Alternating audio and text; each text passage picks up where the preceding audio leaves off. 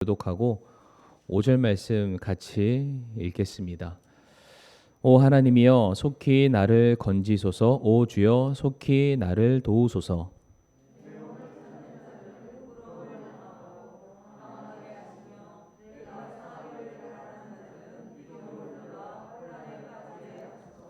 아하 아하 하는 자들은 자기들의 모욕의 대가로 뒤로 물러가게 하소서.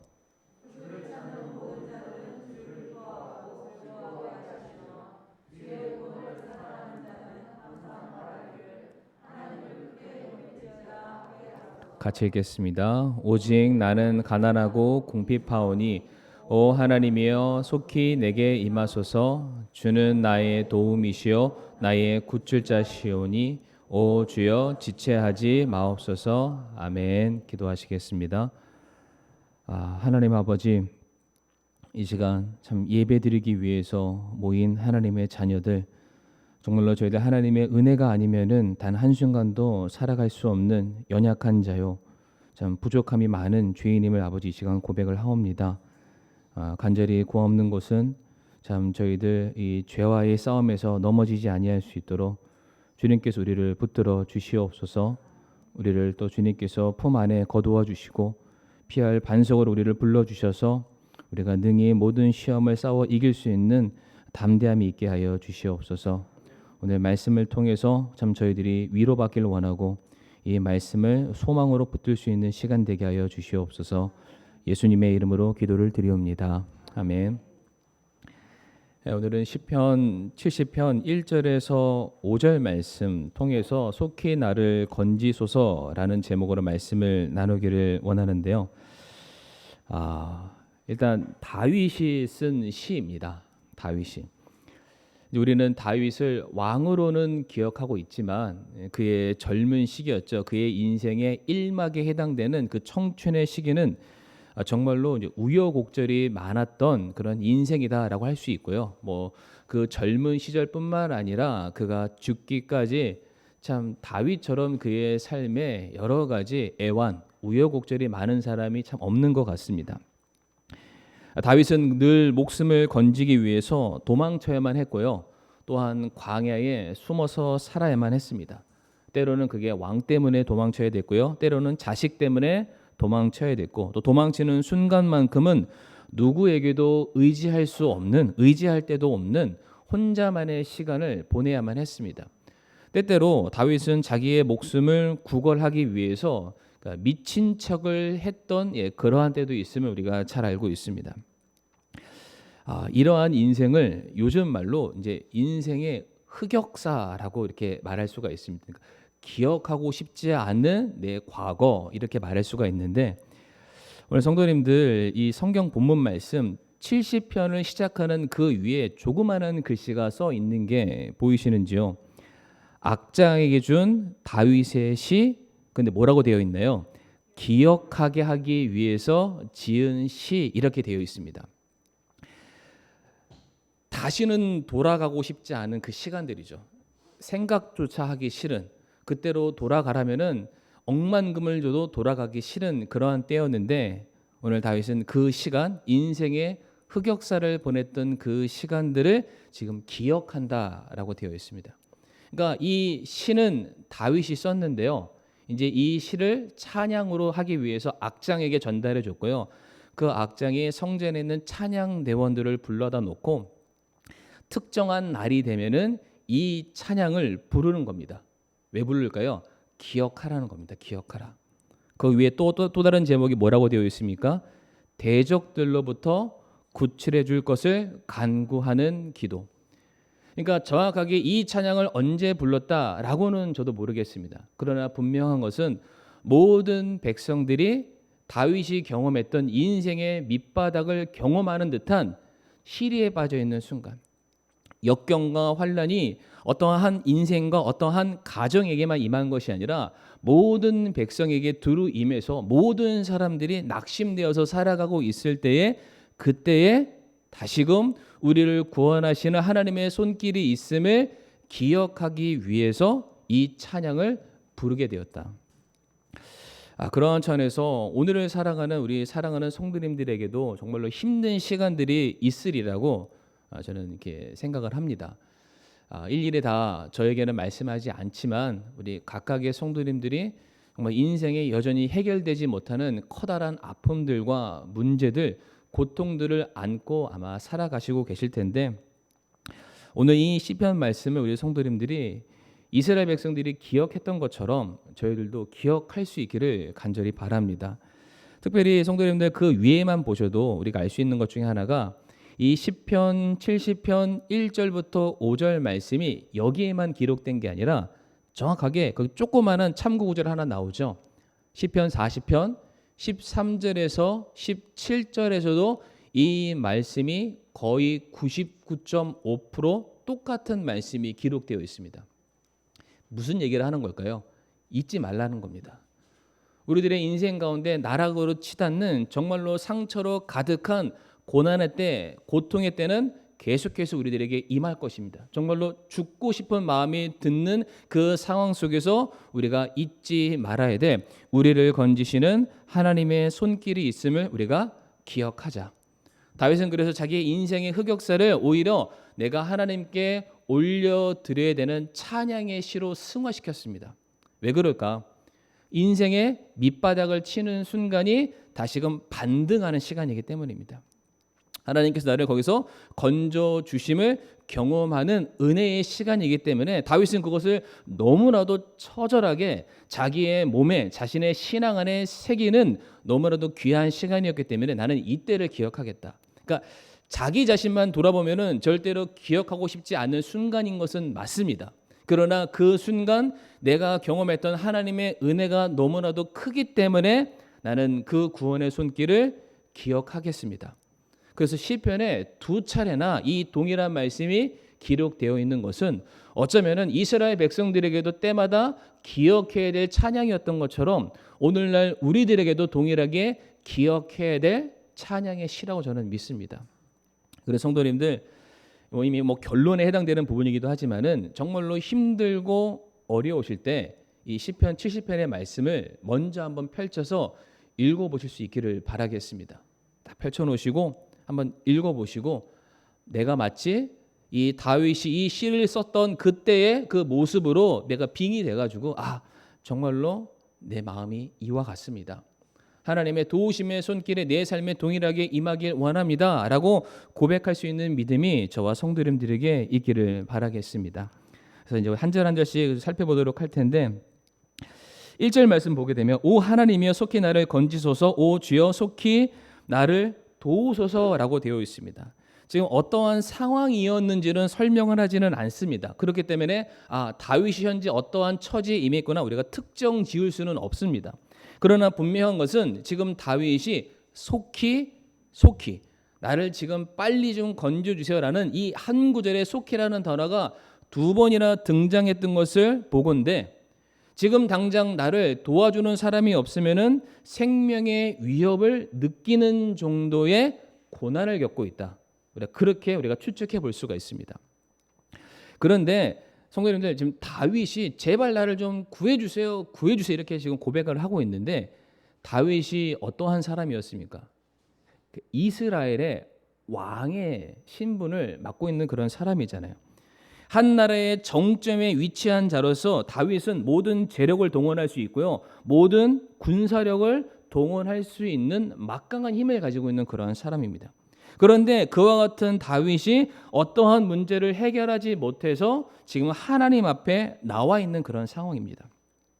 자기의 능력을 벗어난 문제를 만나게 되는 거죠. 도저히 이 문제를 해결할 수 있는 방도를 찾지 못했습니다. 누가요? 한 나라의 왕이. 그러니까 지금 사면 초가를 맞이한 상황 속에서 지금 다윗이 신속하게 하나님 앞에 달려가는 거예요. 달려가면서 부르짖듯이 제발 나를 건져주세요. 성도님들 혹시 한밤중에 누군가로부터 위급한 제발 나를 도와달라는 그러한 전화를 우리 성도님들 받아보신 적이 있으신가요? 네, 다들 참 평안한 삶을 사셔서 다행입니다. 우리 이제 청년부 우리 신재원 형제한테 제가 조금 전에 얘기를 들었었는데 혹시 우리 어제 그 광주에서 산불 난 거 아시나요? 우남산. 네, 하여튼 우남산. 근데 그 우남산이 형제 집 바로 앞에 있었대요. 그래서 저한테 사진을 보여주더라고요. 자기 집 앞에 산이 있고 그 산에 불난 사진을 저한테 보여줬어요. 그래서 하루 종일 그 관리사무소에서 그 아파트 주민들 다 피해 있으라고 어찌 될지 모르니까. 근데 그나마 다행인 게 그 무슨 강이 하나 있고 산이 있고 산에 반대편에 그 형제 집이 있었고 이 반대편에서부터 불길이 이렇게 쫙 이렇게 올라오고 있는데 이게 무슨 이렇게 무슨 또아리를 튼 것처럼 불길이 쫙 이렇게 올라오는 그 모습을 봤을 때 굉장히 무서웠다고 그러면서 자기 생애 처음으로 이게 불난 연기가 하늘을 꽉 채운 그것을 처음 봤다라는 그런 얘기를 해줬습니다. 그러니까 그러한 상황 속에서 생각해 보세요. 관리사무소에서 피하세요, 피하세요 이렇게 얘기하지 천천하게 딱 하면서 관리사무소에서 알려드리겠습니다. 주민 여러분들 이 봄날에 참 수고가 많 이렇게 얘기를 하겠습니까? 급하죠. 한시가 급합니다. 제발 그 자리를 피하셔야 됩니다. 빨리 나가서 여러분들의 생명과 안전과 목숨을 지키셔야 됩니다. 이것도 다 생략이에요. 불났으니까 피하세요. 그래서 불났을 때 우리가 꼭 해야 되는 말이 뭔가요? 불이야예요. 어떻게 불났는지 소개할 필요 없습니다. 불을 어떻게 끌 건지도 얘기할 필요가 없습니다. 그 자리에서 피하려면 어떻게 해요? 불이야. 그러니까 지금 사경을 헤매는 사람이 할 수 있는 말은 딱 하나예요. 살려주세요. 살려주세요. 장황한 설명을 할 수가 없습니다. 오늘 본문에 다윗의 심정이 지금 그러하다라는 거예요. 그러니까 하나님께 지금 기도하러 나가고는 있는데 그 나갈 때 너무 급하니까 속히 제발 빨리 좀 격식이 없는 지금 기도를 하고 있습니다. 이어지는 2절 말씀도 보게 되면은 다윗의 기도가 얼마나 격식과 순서가 없는지를 알 수 있는데 내 혼을 찾는 자들은 부끄러움을 당하고 당황하게 하시며 내가 상하기를 바라는 자들은 뒤로 물러가 혼란에 빠지게 하소서. 이 다윗의 기도의 내용을 살펴보니까 나는 좀 살아야 되겠고요. 나를 괴롭히는 자들은 전부 다 망했으면 좋겠습니다. 굉장히 지금 직설적인 1차원적인 그런 기도를 하고 있습니다. 내 혼을 찾는 자들은 제발 부끄러움을 당하게 해주시고 나를 상하게 하는 자들은 뒤로 물러가게 낭떠러지에 떨어지라는 그런 말이죠. 이게 지금 다윗이 처한 상황 가운데 하나님께 올려드리는 기도의 제목이라고 할 수가 있습니다. 성도님, 다윗이 그의 인생에서 크게 2번 도망친 적이 있어요. 크게 2번. 한 번은 사울 왕 때문에 도망쳤고요. 또 한 번은 자기의 아들인 압살롬 때문에 도망을 쳤습니다. 그런데 2번 다 다윗이 도망치면서 아무것도 할 수가 없었어요. 사울 왕은 자기가 그 왕을 모셨을 때는 종이었잖아요. 신하였으니까 왕보다 종이 할 수 있는 게 아무것도 없죠. 그러니까 자기가 할 수가 없으니까 왕에게 함부로 대할 수 없어서 정말로 꽁꽁 숨어서 제발 나를 살려주세요라고 기도할 수밖에 없었고 자기 아들 압살롬 때문에 도망쳤을 때에는 다윗에게도 능력은 있었지만은 내가 힘을 모아서 아들을 친내는 건 역시 아버지로서 할 도리가 아닙니다. 그러니까 거기서도 또한 아무것도 할 수 없는 상황 가운데 다윗이 하나님께 간절하게 외치는 거죠. 제발 나를 이 상황 가운데 좀 건져주시고 나를 괴롭히는 모든 사람들을 좀 죽게 해주세요라는 두서 없는 질서 없는 직관적인 그런 기도를 하고 있죠.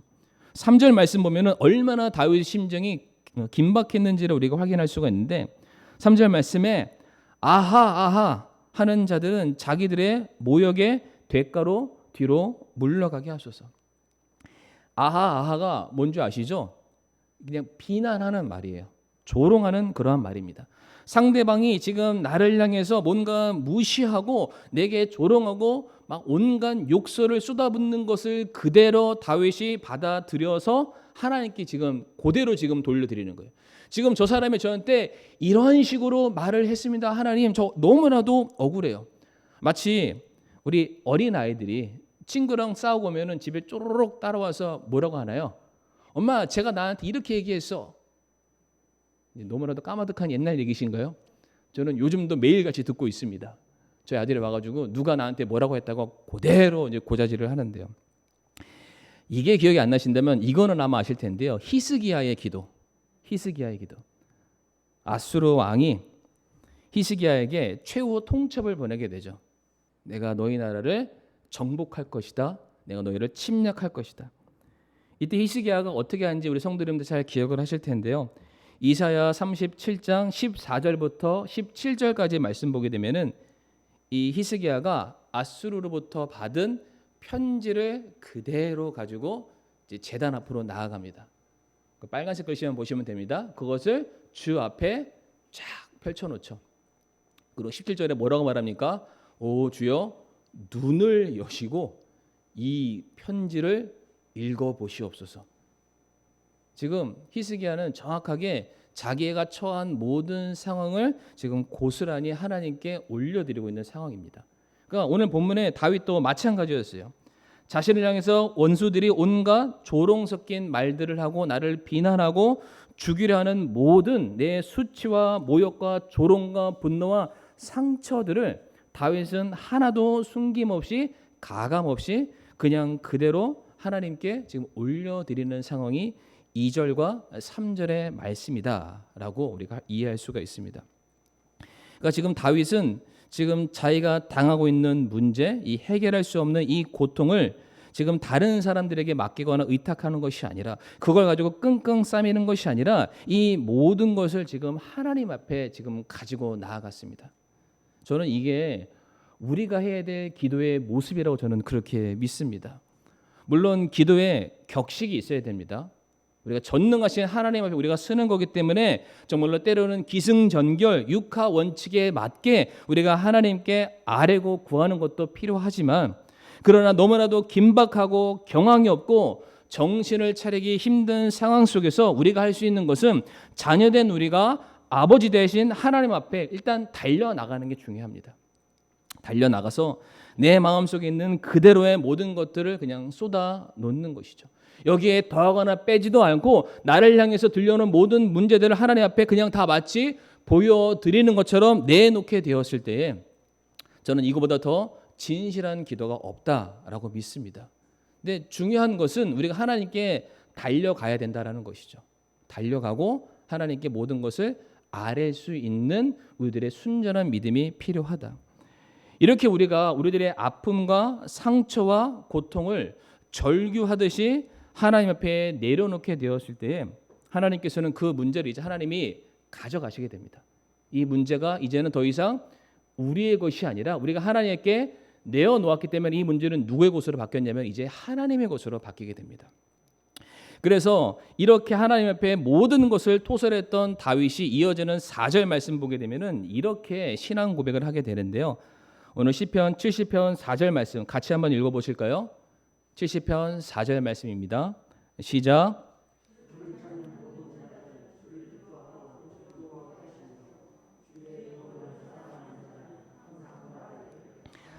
크게 높일지어다 하게 하소서. 아멘.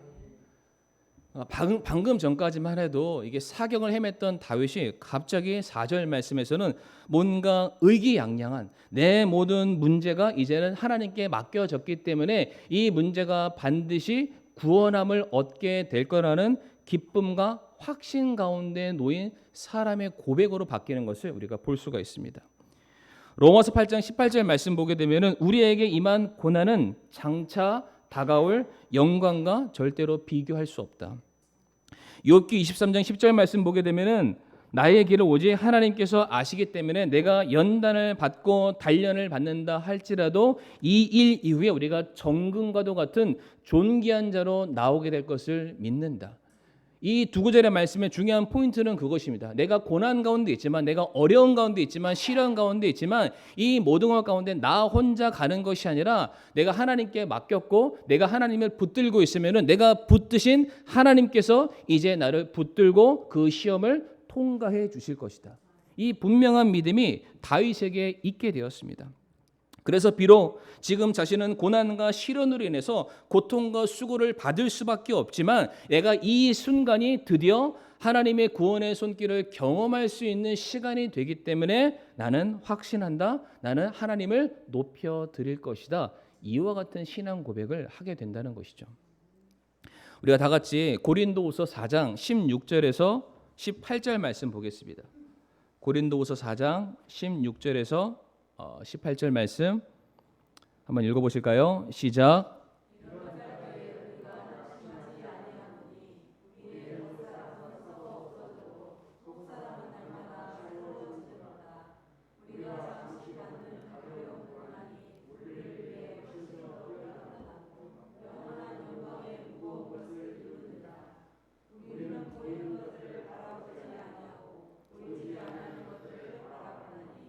보이는 것들은 잠깐뿐이나 보이지 아니하는 것들은 영원하니라. 아멘.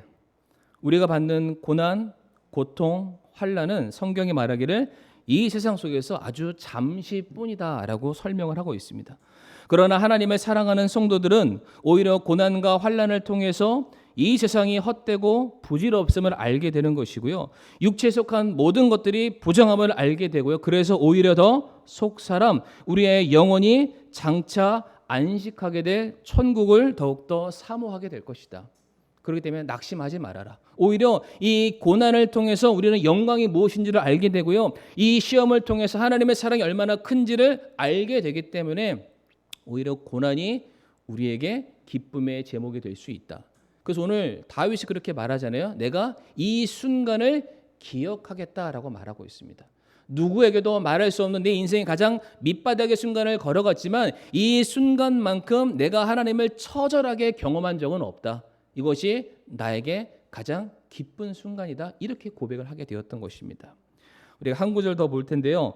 데살로니가후서 1장 6절에서 10절 말씀. 조금 긴 말씀이긴 하지만은요. 데살로니가후서 1장 6절에서 10절 말씀. 이것을 한 절씩 교독하도록 하겠습니다. 너희를 괴롭게 하는 자들에게는 환난으로 갚으시고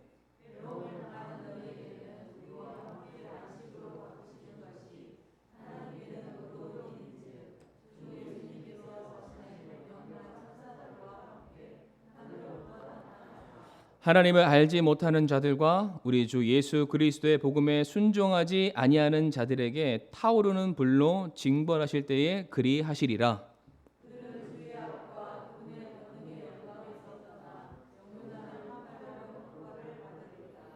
그날에 그분께서 오셔서 자신의 성도들 가운데서 영광을 받으시고 믿는 모든 자들 가운데서 칭송을 받으시리라. 이는 너희가 우리의 증언을 너희 가운데서 믿었기 때문이라. 아멘. 환난 가운데 두려워하지 말 것을 우리에게 가르치고 있습니다. 우리를 환난 가운데 이끌고 공격하고 괴롭히고 모든 불순종하는 자들, 하나님께서는 반드시 그들을 영존하는 파멸과 형벌로서 우리가 받게 된 수치와 모욕을 대신해서 갚아 주실 것을 약속을 하고 계십니다. 그리고 오히려 그 환난 가운데 견딘 자들, 믿음으로 약속을 붙든 자들, 하나님께서 나와 언제나 동행하실 것을 확신하는 모든 성도들에게는 그 풍파와 시험을 견딜 수 있는 믿음과 평안을 우리에게 주실 것을 약속을 하고 계십니다. 그러니까 지금 이것에 대한 분명한 확신이 다윗에게 있었기 때문에 하나님께 모든 것을 완전하게 다 쏟아낸 이후에는 그의 마음속에 완벽한 평안이 임하게 된 것입니다. 나 다 얘기했다. 내가 다 쏟아 놓았다. 그렇기 때문에 이제 내게 올 것은 하나밖에 없다. 어차피 내 인생의 가장 밑바닥을 치고 있는 상황 가운데 내가 더 낮아질 것은 없다. 그러나 분명한 것은 이 가장 밑바닥에서 나는 주님과 함께 다시 치고 일어날 것이다라는 분명한 믿음이 다윗에게 있었듯이 저 우리 사랑하는 성도님들에게 동일하게 있기를 바라겠습니다. 그래서 마지막으로 시편 이 70편 5절 말씀에 어떻게 지금 마무리가 되고 있습니까? 우리가 같이 한번 이 말씀 읽어보기를 원합니다. 시편 70편 5절 말씀 같이 읽겠습니다. 시작. 오직 나는 가난하고 궁핍하오니 오 하나님이여 속히 내게 임하소서. 주는 나의 도움이시오 나의 구출자시오니 오 주여 지체하지 마옵소서. 아멘. 나는 가난하고 궁핍하오니. 하나님, 저는 힘도 없고요, 저는 능력도 없고 지혜도 없습니다. 제게는 이 문제를 해결할 만한 그 어떠한 방법도 없습니다. 하나님이 도와주시지 않으면 저는 죽은 목숨이나 다름없으니 속히 와서 저를 도와주세요. 그런데 성도님들, 이 1절 말씀과 5절 말씀에 동일하게 속히라는 말씀이 나와 있거든요. 그런데 1절과 5절 말씀 보면은 무엇인가 조그마한 하나의 차이가 있는 것을 볼 수가 있습니다. 1절 말씀 보게 되면은 속히 나를 건지소서라고 되어 있습니다. 근데 5절 말씀에는 뭐라고 되어 있나요? 속히 내게 임하소서라고 말을 하고 있죠. 그러니까 처음에 너무나도 힘든 이 어려운 상황 가운데 다윗이 하나님께 달려 나갔을 때는 이 문제만 해결됐으면 좋겠습니다라는 믿음으로 달려간 거예요.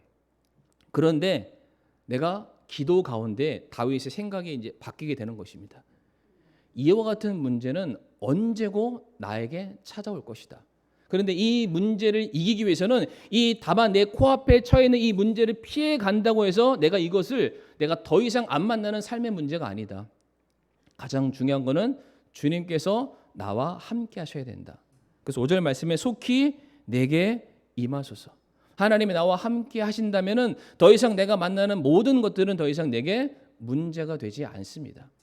그러니까 오히려 이 모든 문제들이 생긴 발단은 무엇이라고 말할 수 있습니까? 다윗이 하나님을 떠나는 순간 문제가 발생하게 된 것이죠. 그러니까 다윗이 안 거예요. 물론 나를 괴롭히는 사람들, 나를 억누르는 억압하는 모든 상황들이 있었지만은 결국 그것들이 내가 하나님을 떠나는 순간 발생됐기 때문에 아니다. 내가 하나님께로 돌아가야 되고 하나님이 그런 나를 품어주셔야만 내가 능히 이 어려움을 이길 수 있다. 그래서 다윗이 그가 맞이하는 이 고난의 순간 이 시편 70편 1절에서 5절의 말씀을 늘 머릿속으로 상기했던 거예요. 하나님, 속히 나를 건져주세요. 속히 나를 구원해 주세요. 세상 사람들이 내게 이와 같은 말들로 나를 억압하고 내가 나를 믿음에서 떨어지게 만들고 있지만 주님, 제가 믿습니다. 주님께서 나를 반드시 건져 주실 것을 저는 믿고 모든 문제 가운데 나와 함께해 주실 것을 믿습니다. 이 기도를 때마다 어려움에 처했을 때마다 기도했다는 것을 우리가 꼭 기억하기를 원합니다. 그래서 이 시간에 우리 다 같이 시편 121편 1절과 2절 말씀 읽고 오늘 말씀을 마치도록 하는데요. 우리를 도우시는 도움의 손길은 사람에게서 오는 것이 아니라 오직 하나님 한 분에게서만 온다라는 이 신앙 고백을 우리가 다 같이 하고 오늘 이 말씀을 마치도록 하겠습니다. 시편 121편 1절에서 2절의 말씀이 되겠는데요. 같이 읽겠습니다. 시작. 내가 눈을 들리니 나의 도움이 거기서 오는도다. 나의 도움이 하늘과 땅을 만드신 주로부터 오는도다. 아멘. 이 시간 함께 머리 숙여 우리가 기도하기를 원합니다.